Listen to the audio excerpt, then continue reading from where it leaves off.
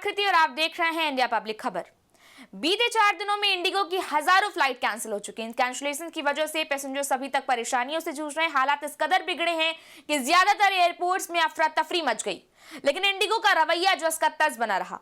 हालात सुधारने के लिए directorate general of civil aviation यानी कि डीजीसीए के साथ इंडिगो के सीनियर ऑफिशियल्स की लंबी मीटिंग हुई है। पैसेंजर्स को जल्द हालात सुधारने का आश्वासन मिला है, लेकिन ग्राउंड पर हालात वैसे के वैसे ही बने रहे हैं और आखिर में civil aviation minister Ram Mohan Naidu को आगे आकर खुद मोर्चा संभालना पड़ा है। उन्होंने DGCA, airport authority of India यानी कि एएआई और इंडिगो के साथ एक बार फिर मीटिंग की। मीटिंग में पूरे हालात की समीक्षा करने के बाद उड्डयन मंत्री राम मोहन नायडू ने साफ शब्दों में कह दिया कि यह संकट सिर्फ और सिर्फ इंडिगो के मिसमैनेजमेंट का नतीजा है। उन्होंने कहा कि डीजीसीए की नई फ्लाइट ड्यूटी टाइम लिमिटेशन के नए नियम 1 नवंबर को लागू हुए थे। एयर इंडिया, स्पाइसजेट जैसी दूसरी एयरलाइंस ने इन नियमों के हिसाब से अपने क्रू रोस्टर को एडजस्ट किया, लेकिन इंडिगो इस बदलाव की सही प्लानिंग नहीं कर पाई। उन्होंने कहा कि जो कुछ भी हुआ है वो इंडिगो द्वारा अपने क्रू मैनेजमेंट में की गई गलतियों की वजह से हुआ है। इस मौजूदा संकट से निपटने के लिए अब तक के जो इंतजाम किए गए हैं उससे एविएशन मंत्रालय बिल्कुल भी खुश नहीं है, मगर हालात इस कदर बिगड़ चुके हैं कि उन पर काबू पाने के लिए कुछ कदम जो है वो पीछे आना जरूरी हो गया है। मंत्रालय ने इंडिगो को एफडीटीएल के नए नियमों से थोड़ी राहत दी है। साथ ही एयरलाइन को डीजीसीए के सख्त नाइट ड्यूटी और रेस्ट आवर नियमों से भी आंशिक छूट मिली है।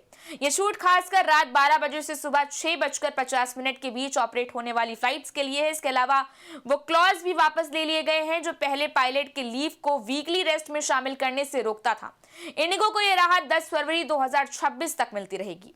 उड्डयन मंत्री राम मोहन नायडू ने कहा कि हमने हालात को बेहतर बनाने के लिए कुछ एफडीटीएल नियमों में छूट दी है। हमारा मकसद नेटवर्क को स्टेबल करना है। उन्होंने बताया कि सरकार ने एक कमेटी बनाई है जो पूरे संकट की जांच करेगी। कमेटी पता लगाएगी क्या गलत हुआ, किसकी वजह से हुआ और किसके खिलाफ कार्रवाई होनी चाहिए। उन्होंने कहा क्योंकि ये समस्या सिर्फ इंडिगो में दिखी है, इसलिए हमने जांच कमेटी बनाई है। जांच में जो भी जिम्मेदार पाया जाएगा उसकी जवाबदेही तय की जाएगी।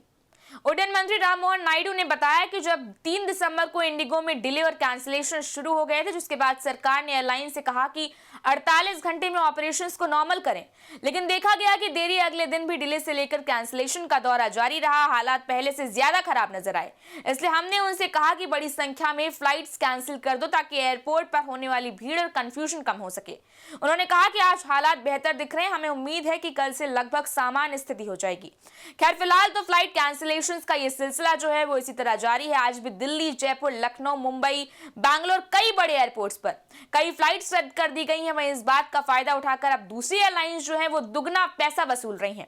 मजबूरी में यात्री अब कई गुना ज्यादा किराया देकर टिकट बुक करा रहे हैं। जयपुर से मुंबई रूट पर शनिवार को बुकिंग फुल होने के बाद रविवार को स्पाइसजेट की 2 फ्लाइट्स शाम 6:15 बजे की SG 651 और रात 11:20 की SG 251 में किराया 37,977 हो गया। इसी तरह हैदराबाद और बैंगलोर के लिए भी रविवार तक कोई भी बुकिंग नहीं उपलब्ध है। बेंगलुरु के लिए सोमवार को किराया 21,849 तक पहुंच गया है। पुणे के लिए भी यही हाल है, जहां सोमवार को स्पाइसजेट 36,628 तक किराया वसूल रही है। भारी मांग और इंडिगो की सेवाएं ठप होने के कारण कई प्रमुख मार्गों पर तत्काल बुकिंग पूरी तरह से फुल हो गई है। मुंबई के लिए शनिवार को किसी भी फ्लाइट में बुकिंग उपलब्ध नहीं है। वहीं हैदराबाद, बैंगलोर, चेन्नई और पुणे के लिए भी रविवार तक किसी भी फ्लाइट में बुकिंग नहीं है। यात्रियों को अब सोमवार या उसके बाद ही भारी भरकम कीमत पर टिकट मिल पा रहे हैं। दिल्ली हो या मुंबई, पटना हो या वाराणसी, जिन जिन एयरपोर्ट्स पर इंडिगो की फ्लाइट्स का ऑपरेशन है वहां हाहाकार के हालात बने हुए हैं।